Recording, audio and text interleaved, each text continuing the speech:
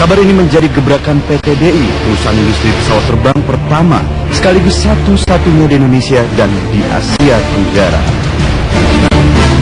Karya PT DI berawal dari pendirian Lembaga Persiapan Industri Pesawat Terbang atau LAPIP pada tahun 1960. Tahun 1966, LAPIP berganti nama menjadi Lipnur atau Lembaga Industri Penerbangan Nurtanio dan pernah memproduksi pesawat terbang latih dasar LT-200. Tahun 1976 pada era Presiden Soeharto, Lapnur berganti nama menjadi Industri Pesawat Terbang Indonesia atau IPTN. Sejumlah pesawat berhasil dibuat, seperti yang paling fenomenal adalah N250 karya mantan Presiden B.J. Habibie. Namun di tahun 1999 seiring runtuhnya rezim Orde Baru, keuangan IPTN ikut memburuk dan ditinggalkan para tenaga ahli. Di kepemimpinan Presiden Abdurrahman Wahid atau Gus Dur, pada tahun 2000 PT IPTN diubah menjadi PT Dirgantara Indonesia. IPTN diubah dari high cost industri menjadi competitive industry sehingga diharapkan mampu bersaing di pasar internasional. Perlahan tapi pasti, PT DI pun kembali berkarya. Setidaknya 32 kepala negara menggunakan produk pesawat buatan bangsa seperti seri CN-235 dan helikopter seri EC-725. Kini, PT Dirgantara Indonesia juga sedang berupaya menyediakan 100 unit seri N219 untuk kebutuhan dalam negeri. Tim Liputan Metro TV. Ya, tentu kita penasaran ya, apa kabar PT Dirgantara Indonesia atau PT DI? Karena PT DI merupakan perusahaan industri pesawat terbang yang pertama dan satu-satunya di Indonesia dan bahkan Asia Tenggara. Pesawat apa yang tengah dibuat saat ini? Ada rekan Trianisha yang akan mewawancarai Direktur Utama PT DI Budi Santoso di sana. Trianisha, silakan. Iqbal, selamat pagi. Kita ketahui bersama bahwa industri penerbangan Indonesia pernah berjaya pada tahun 95 lalu dengan pesawat N250 Gatot Kacanya yang membuat seluruh masyarakat Indonesia ini hatinya bergetar dengan peluncuran pesawat tersebut yang di bawah pimpinan oleh Bapak B.J. Habibie pada waktu itu, dan juga PT IPTN yang saat ini sudah berganti nama menjadi PT Dirgantara Indonesia atau PT DI, dan saat ini PT DI tentunya ingin kembali menggetarkan hati seluruh masyarakat Indonesia dengan kembali membuat pesawat karya anak bangsa. Dan saat ini sudah bersama kami, ini ada Direktur Utama dari PT Dirgantara Indonesia, Bapak Budi Santoso. Selamat pagi, Pak.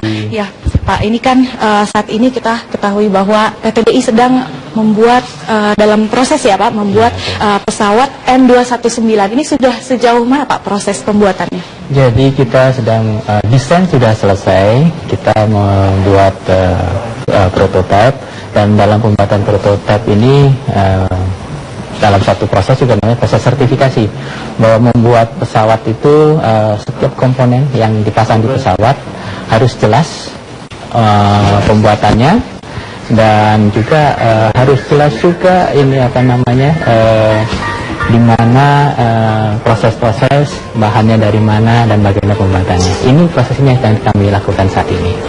Kemudian kami harapkan bahwa ini proses selesai, kami akan lakukan pengujian seperti static test, pengujian kekuatan sayap, itu yang paling penting, dan insya Allah pertengahan tahun ini pesawat akan melakukan penerbangan perdana. Pertengahan tahun ini ya, Pak, akan dilakukan penerbangan pertama. Oke, Pak. Bila kita lihat pada waktu itu dari pembuatan N250, lalu sekarang akan dibuat N219 dalam prosesnya, apa, Pak, pelajaran yang bisa diambil dari pembuatan N250 pada waktu itu? Dari pembuatan N250 dengan situasi waktu itu, di mana faktor keuangan itu bukan suatu faktor yang besar. Kita belajar banyak tentang semua proses pembuatan pesawat, dari mulai desain sampai ke sertifikasinya. Mungkin sayang sertifikasinya tidak selesai, tetapi di sini kita waktu pembuatan N250 ada hampir 400 tenaga asisten, technical asisten asing yang bantu kita, ya. Jadi di sini kita juga melihat bahwa waktu kita mulai mendesain 219 ini beberapa yang kita ingin rubah dari metode itu. Pertama, memang teknologi akan tambah maju sehingga CAD/CAM sistem makin maju, sehingga untuk 2019 ini tidak lagi kita menggunakan meja gambar, tidak ada gambar lagi, semua dari desain sampai manufacturing itu kita menggunakan data-data digital. Dan kemudian yang penting lagi di sini bahwa pada waktu pembuatan prototipe kita tidak membuat hanya fasilitas atau produksi tools untuk prototipe. Kita langsung membuat tools untuk produksi seri. Nah, ini untuk memungkinkan kita nanti langsung setelah terbang perdana kita bisa langsung membuat seri produksinya.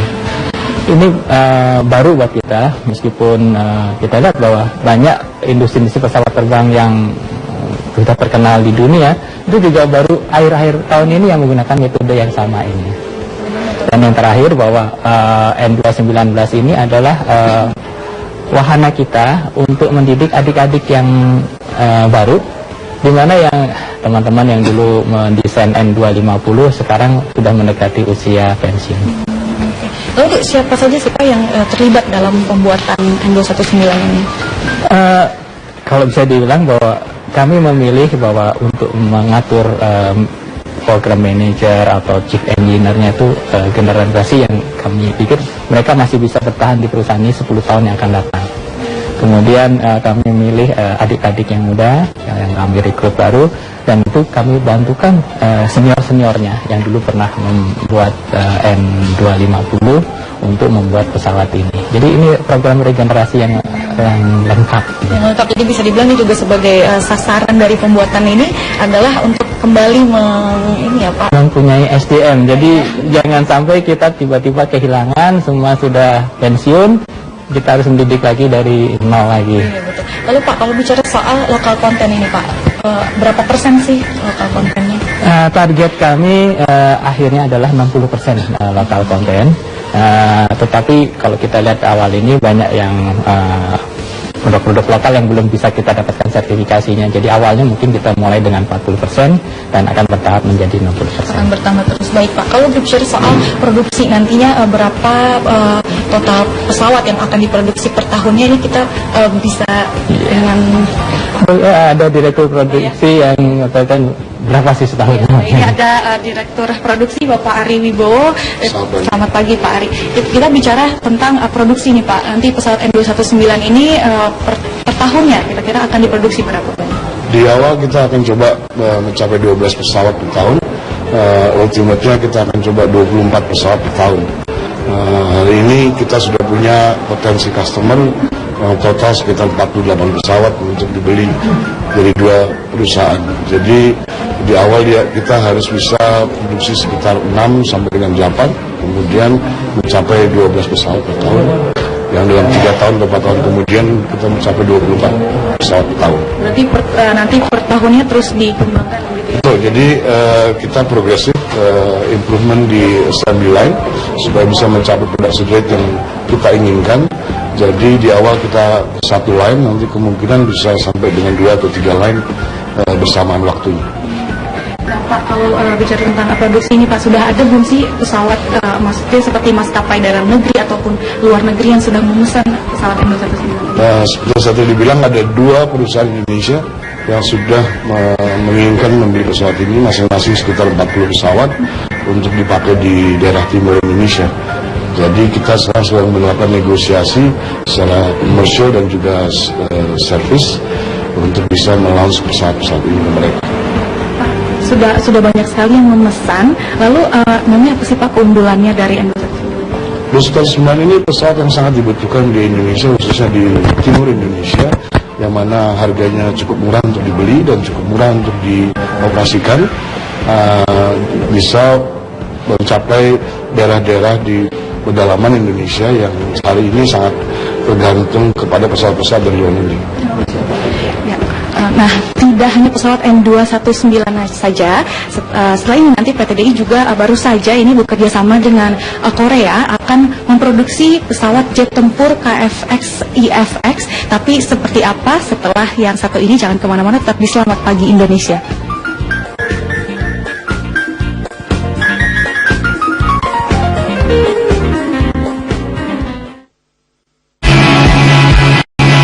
dengan Direktur Produksi dari PT Dirgantara Indonesia Bapak Ari Wibowo dan juga Direktur Utama dari PT Dirgantara Indonesia Bapak Budi Santoso.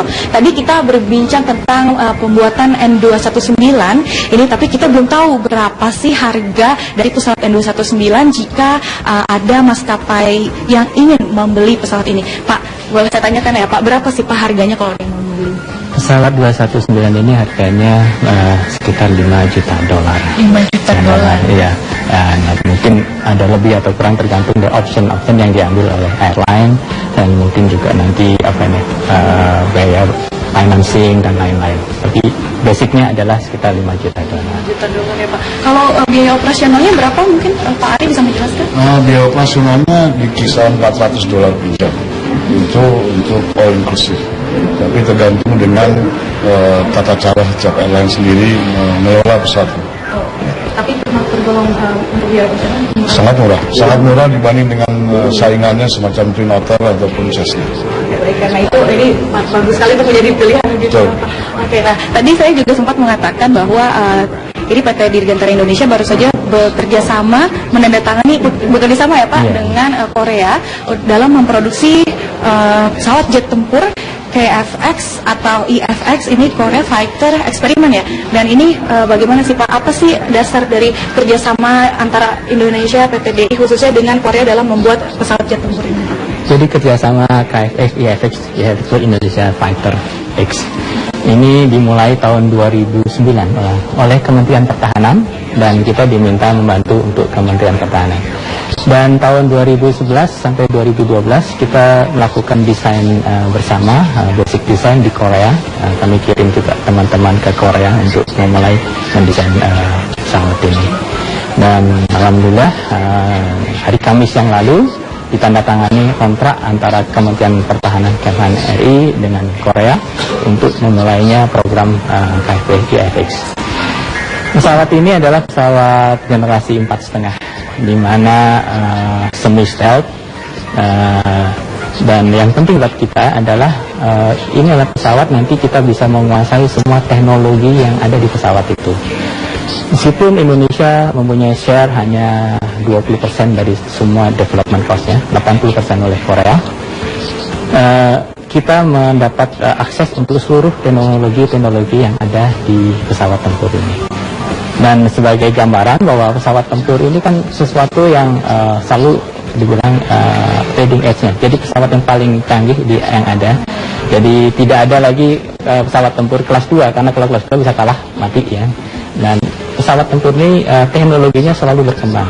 Kalau kita tidak menguasai teknologinya, tidak bisa mengupdate pesawatnya, maka kita akan ketinggalan. Percuma kita punya pesawat tapi hanya untuk kalah saja. Jadi ini harus menang gitu ya Pak? Iya, harus menang. Jadi memang pesawat ini mempunyai waktu yang panjang untuk menguasainya. Kita akan kembangkan developernya, prototipenya akan terbang tahun 2019.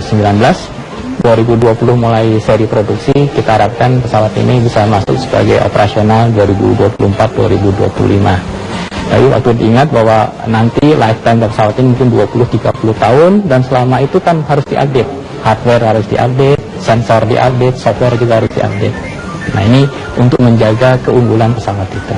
Jadi kira-kira nanti baru akan diproduksi begitu, lalu 2024 itu harus baru operasional. Baru 2024 baru operasional, lalu kemudian ini akan diproduksi berapa sih Pak pada saat itu?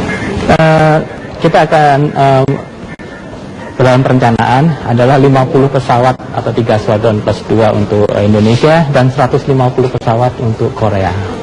Ini jumlah pesawatnya, tapi nanti kita buat sekitar 6 prototipe untuk uji terbangnya.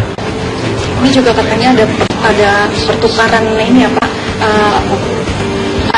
emisi dari Indonesia dibawa ke sana juga ya Pak, itu bagaimana? Jadi pertama kita menginginkan bahwa kita membuat 2 desain center, satu di Bandung, satu di Korea pada awalnya. Tapi kita lihat bahwa untuk faktor komunikasi, logistik dan lain-lainnya, akhirnya kami memutuskan juga lebih efisien. Kami akan mengirim sekitar 200-300 engineer ke Korea. Mereka akan kerja di sana, di samping belajar teknologi dan lain-lain. Tapi culture in Korea untuk riset itu kita harus pelajari. betul sekali, supaya ini ya semakin lengkap begitu ya Pak untuk pembuatan pesawat jet tempur ini. Lalu Pak, untuk nanti ini kan ada anak apa? Nanti kan ada juga pesawat jet tempur ini kan nanti tentunya akan banyak juga yang menginginkan begitu ya Pak. Kira-kira berapa sih biayanya yang akan dikenakan begitu Pak? Ini masih lama kan, jadi masih ke prototipenya juga baru terbang nanti 2018 2019 awal itu baru terbang. Jadi kita akan melihat situasi pada saat itu, karena bagaimanapun juga menjual suatu produk itu harus kita lihat nanti saingan kondisi saat itu dan saingan pada saat itu. Baik Pak, terakhir kemampuan dari jet tempur ini nantinya apa sih Pak yang paling unggul bisa dengan Pak? Wah, pesawat ini sebetulnya akan mencapai state-of-the-art generasi 4.5, yang mana pertama ada stealth, dan kedua pada tahunnya nanti adalah pesawat yang cukup mumpuni melawan yang lain, pesawat-pesawat yang lain. Jadi di samping pesawat yang akan dibuat itu cukup canggih, namun yang paling penting adalah anak-anak Indonesia ini yang mendesainnya dan menganalisanya. Jadi apapun yang akan dilakukan dalam pesawat ini, modifikasi ataupun improvement, nantinya di tahun 2026 akan dilakukan oleh anak-anak Indonesia sendiri, bukan oleh orang lain.